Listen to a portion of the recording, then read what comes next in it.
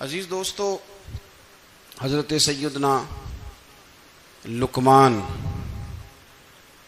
اپنے بیٹے کو نصیحت کرتے ہیں، اور قرآن مجید نے سورہ لقمان کے اندر آپ کی ان نصیحتوں کا ذکر فرمایا ہے۔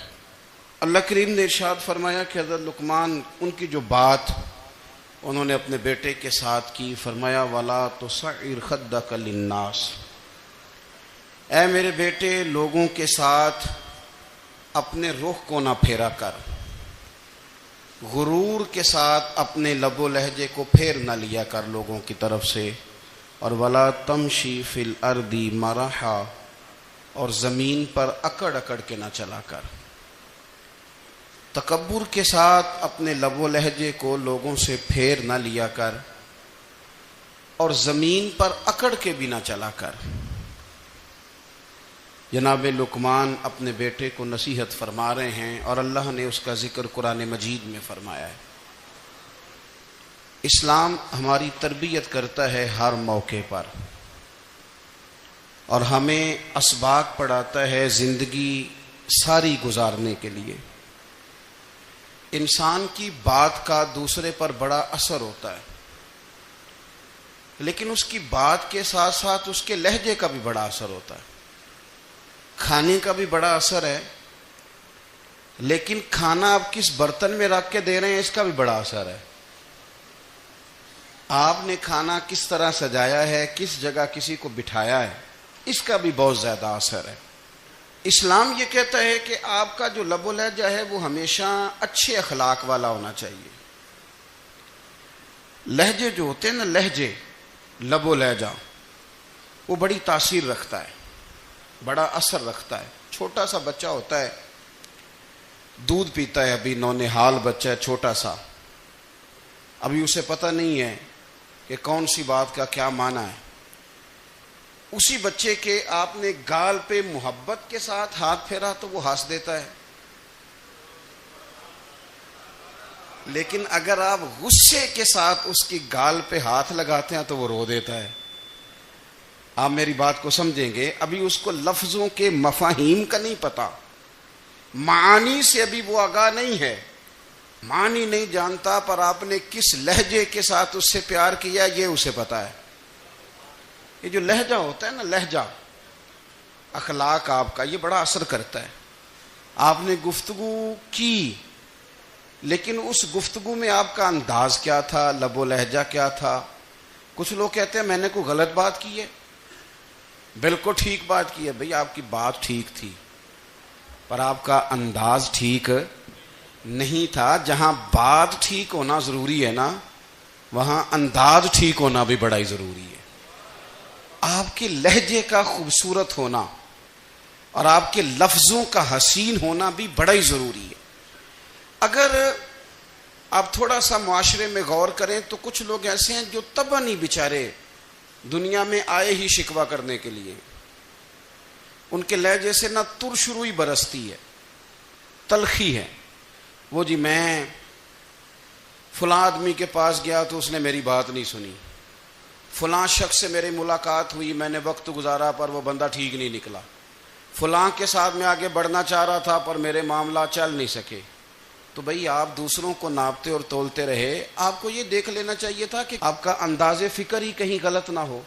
لہجے، اخلاق، یہ آپ کے لفظوں سے بھی زیادہ اثر بعض اوقات رکھتے ہیں۔ کسی نے کہا تھا کہ میرے لہجے میں غرور آیا تھا، اس کو حق تھا کہ شکایت کرتا تھا، میرے لہجے میں کچھ ایسا کہ جس پہ وہ بیچارہ پریشان ہو گیا، اب اس کا حق بنتا تھا وہ اس پہ شکایت کرتا۔ تو میرے عزیز، آپ بات کو یاد رکھیں گے کہ جو اخلاق ہے، آپ کا جو اخلاق ہے، جو آپ کا کردار ہے، وہ اپنی ایک خوبصورتی رکھتا ہے۔ اس لیے میرے نبی پاک صلی اللہ تعالی علیہ وآلہ وسلم نے فرمایا تم میں کامل مومن وہ ہے جس کا اخلاق زیادہ اچھا ہے۔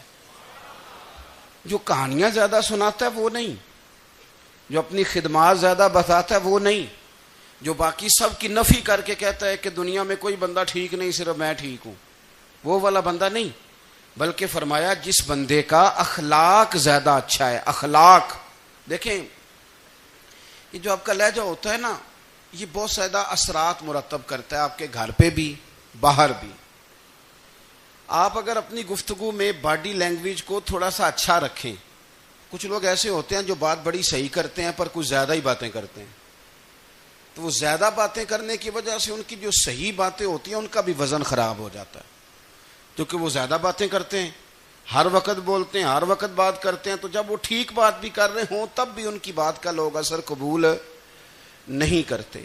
لیکن اگر ان کا لہجہ باوقار ہو, بات وہ تھوڑی کریں پر جتنی کریں ذرا سونی کر کے کریں, گفتگو میں خود بخود اثر پیدا ہو جائے گا, بات اچھی لگے گی.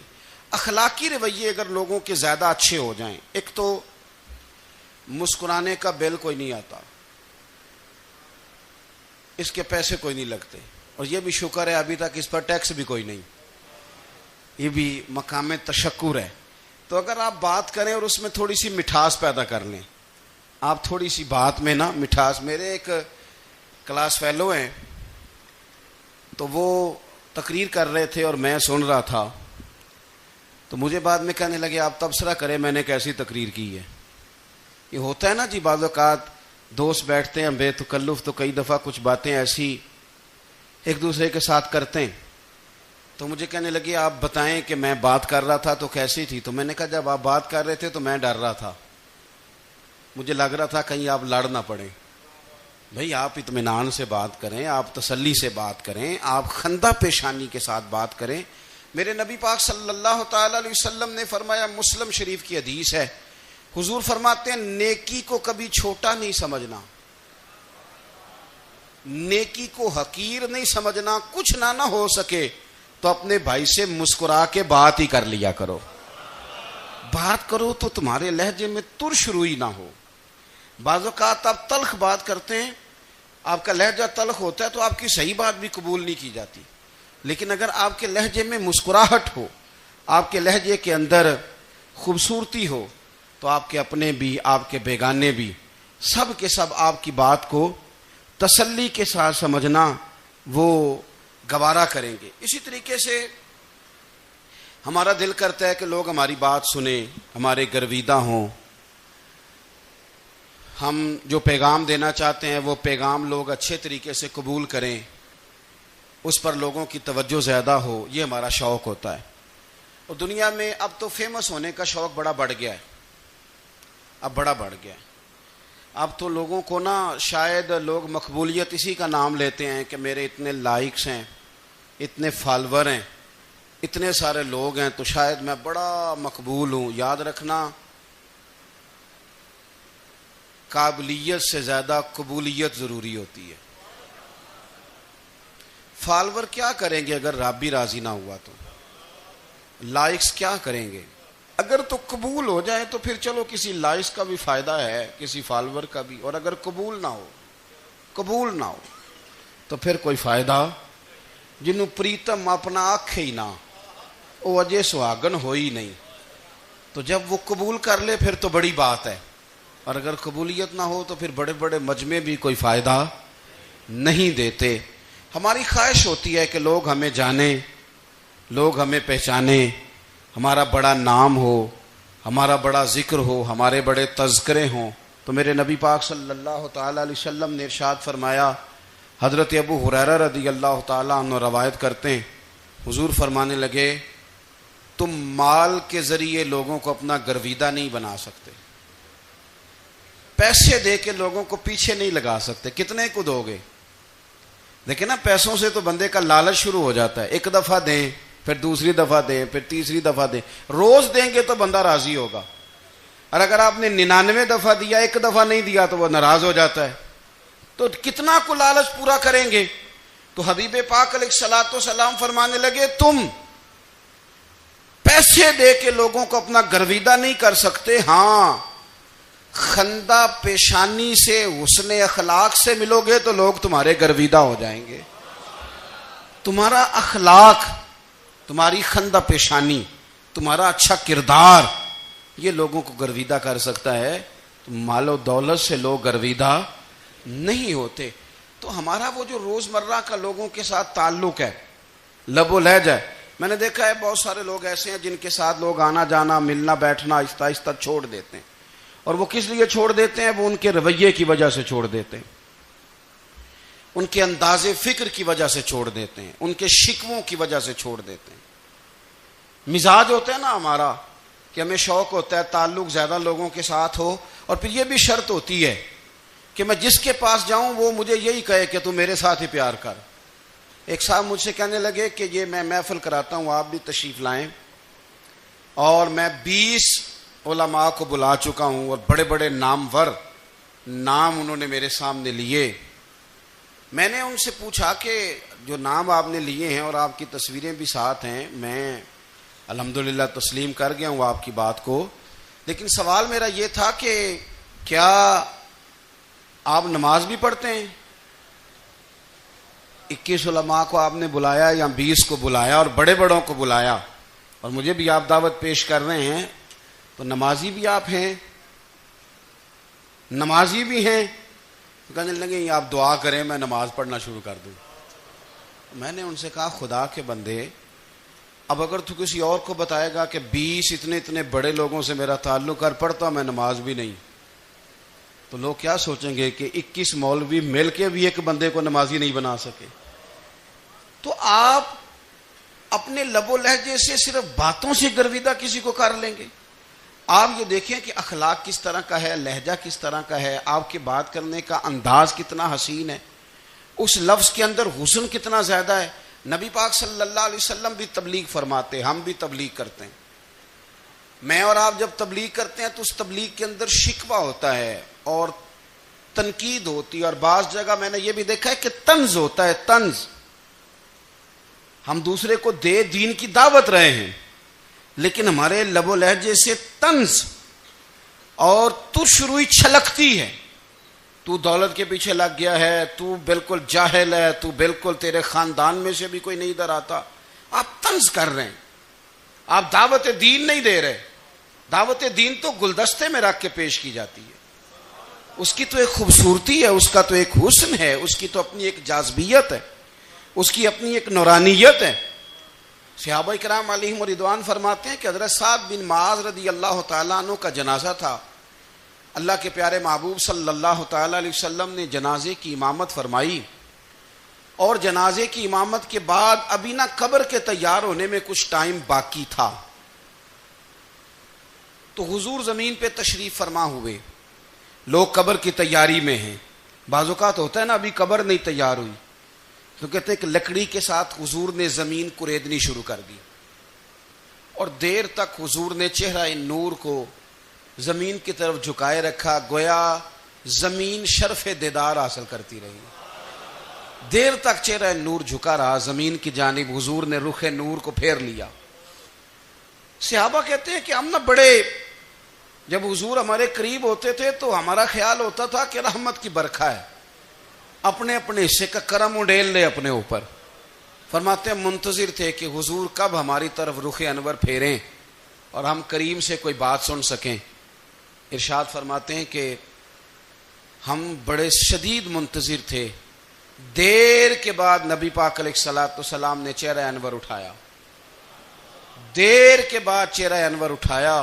یہ دیکھیں تبلیغ ہو رہی ہے، اور جب حضور نے چہرہ انور اٹھایا تو آنکھوں میں آنسو تھے، رو رہے تھے، اور 3 دفعہ حضور نے فرمایا، چونکہ قبر تیار ہو رہی تھی، 3 دفعہ نبی کریم نے فرمایا لوگو قبر آخرت کی منزلوں میں سے پہلی منزل ہے، اس کی تیاری کر لو، اس کی تیاری کر لو، اس کی تیاری کر لو۔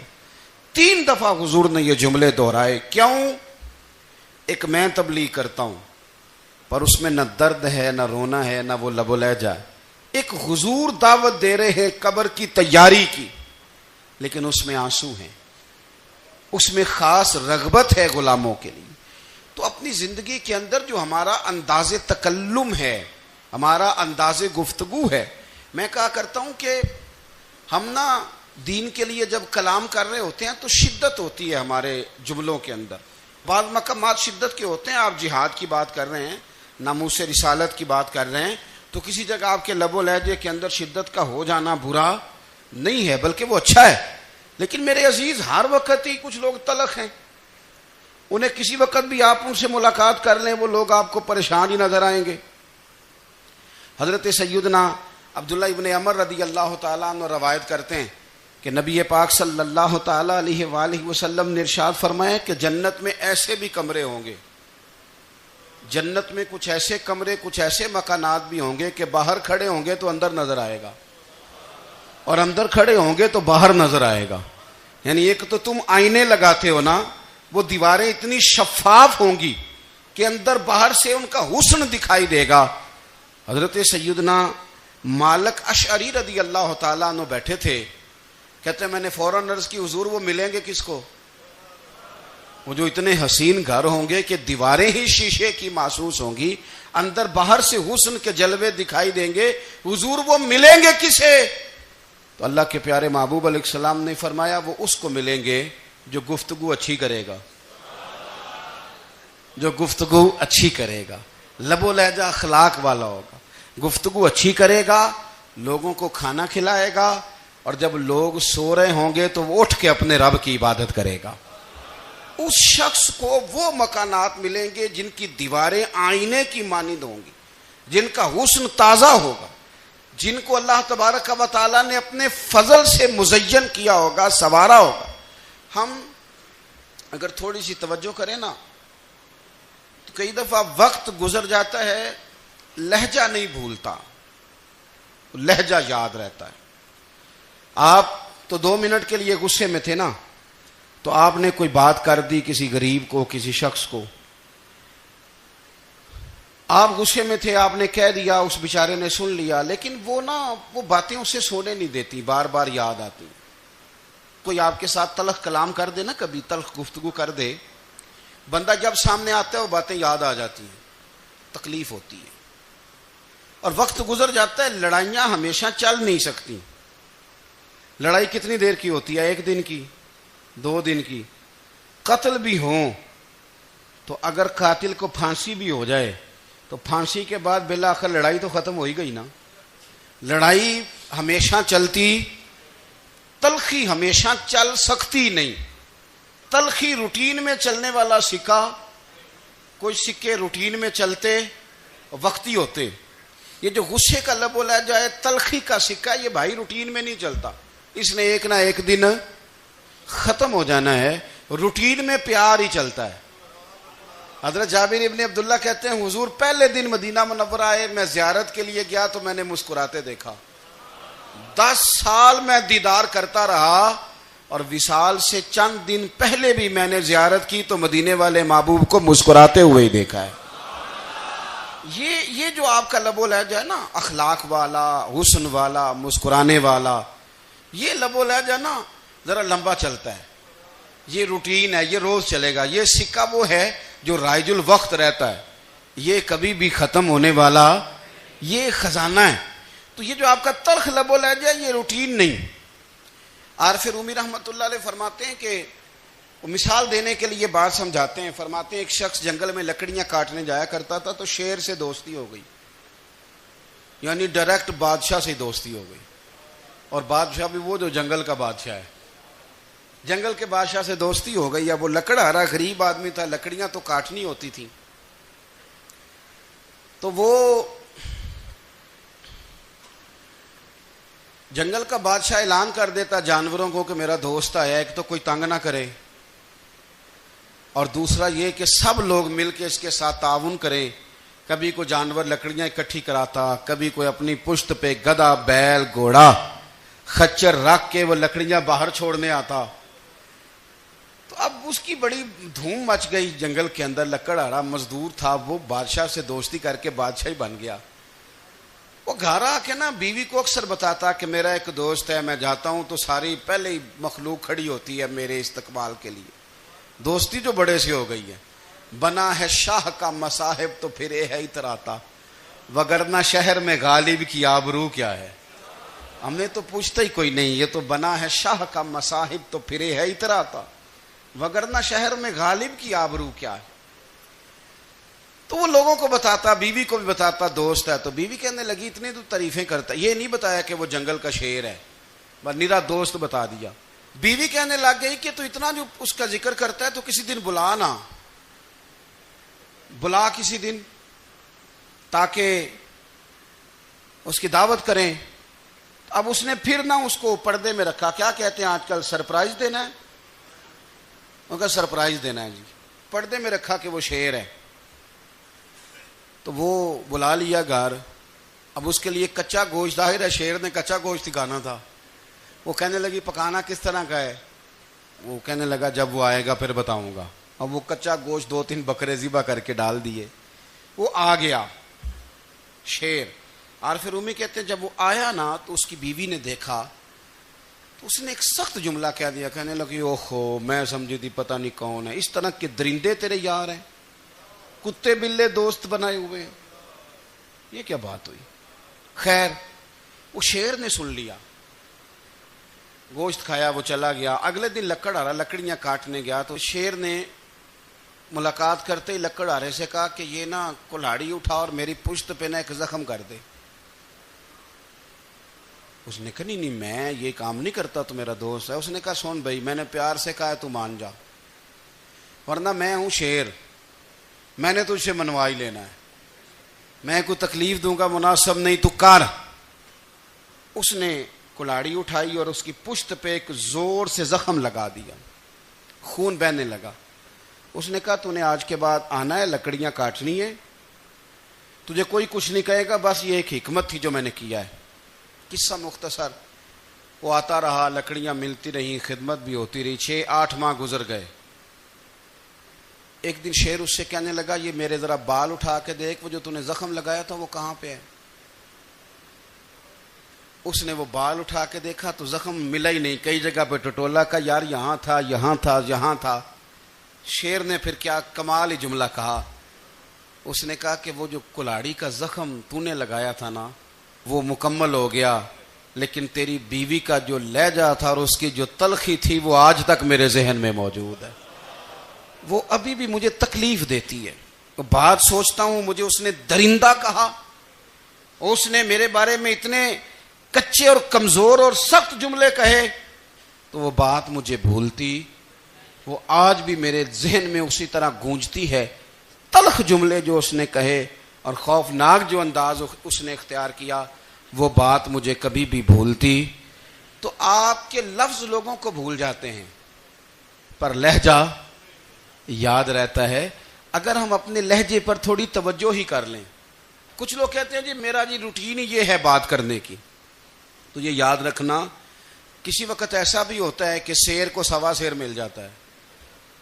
پھر ایسا نہ ہو کہ آپ کی تلخی کی جواب میں کوئی اس طرح کی تلخی ہو کہ پھر آپ اس کو کبھی بھلا نہ سکیں.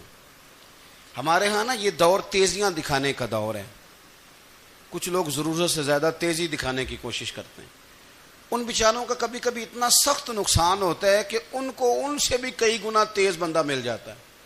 وہ کسی ایسی جگہ جا کے بیچارے الجھ جاتے ہیں جہاں سے واپسی کا راستہ نظر نہیں آتا.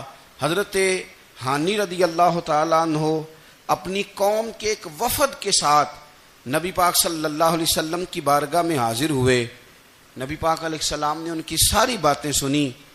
تو ان میں سے ایک شخص نے عرض کی یا رسول اللہ صلی اللہ علیہ وسلم, میں نا زیادہ باتیں نہیں یاد رکھ سکتا.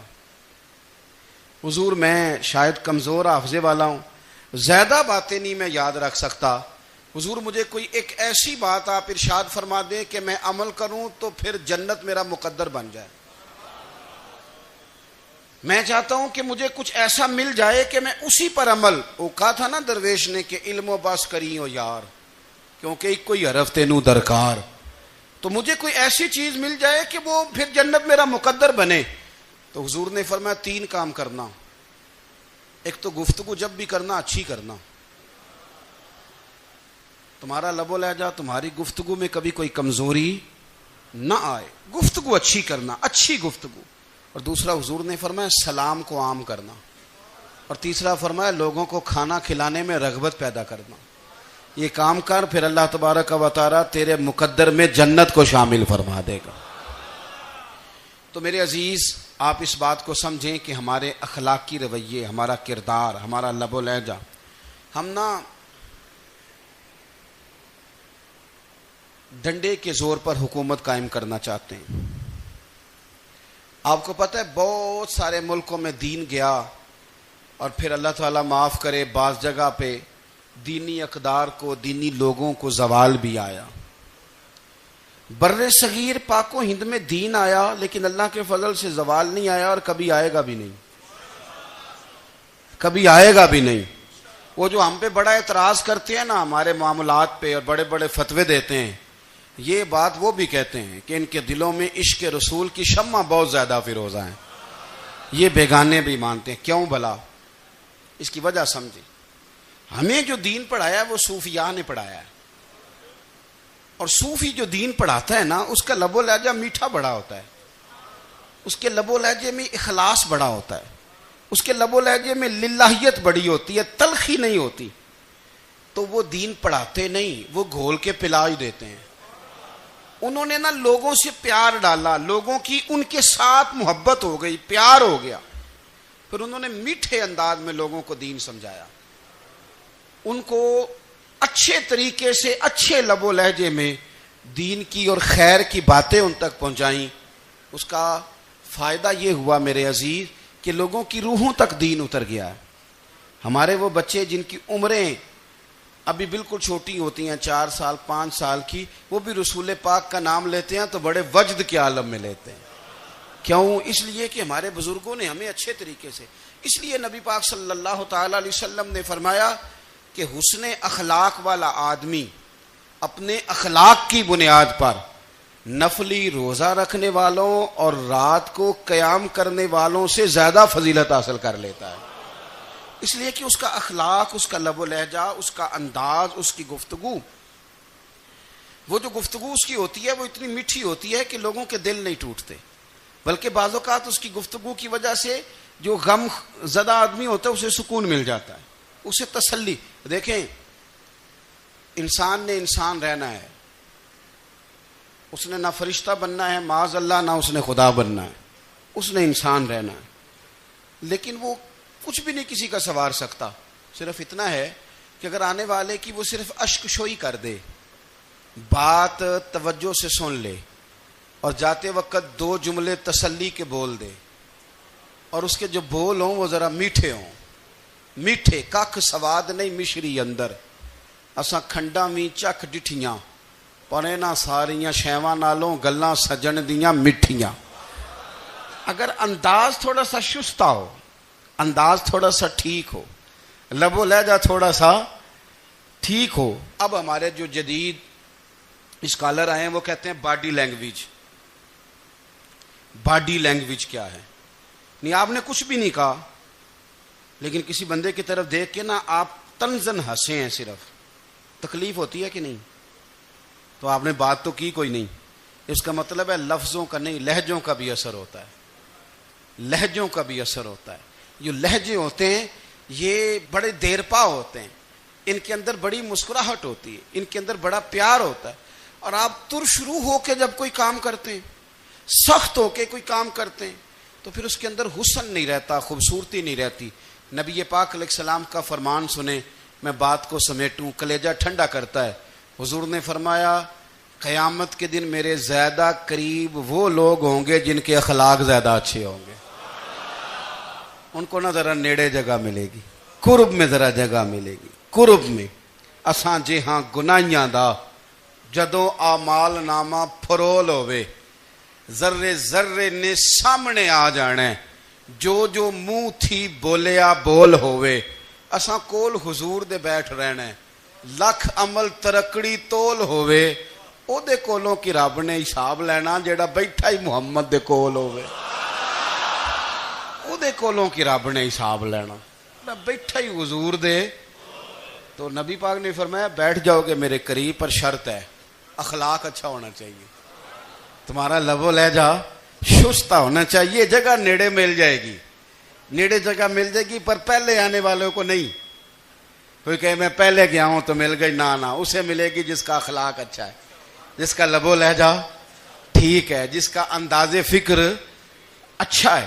اور ان کا جواب پتھر سے دینا بھی چھوڑ دیں، بس تھوڑا سا اپنے سٹائل میں نرمی لائیں، انداز میں نرمی لائیں. کئی دفعہ آپ صحیح بات بھی کرتے ہیں لیکن وہ لہجہ ٹھیک نہیں نہ ہوتا، تو صحیح بات بھی قابل قبول نہیں ہوتی.